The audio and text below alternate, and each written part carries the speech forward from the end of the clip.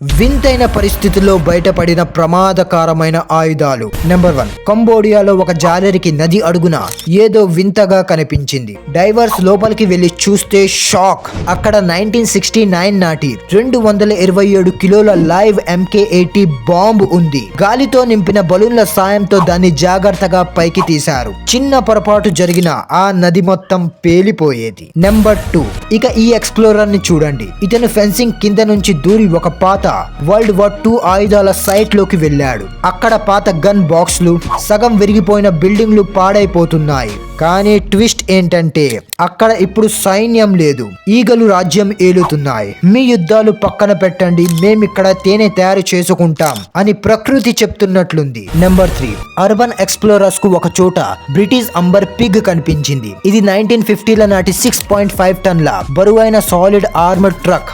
Northern Ireland అల్లర్లలో భద్రత కోసం దీన్ని వాడేవారు. దాదాపు 5 మీటర్ల పొడవైన ఈ తుప్పు పట్టిన వాహనం బ్రేకప్ తర్వాత మూలన పడేసిన పాత లగేజ్ లాగా అలా పడి ఉంది.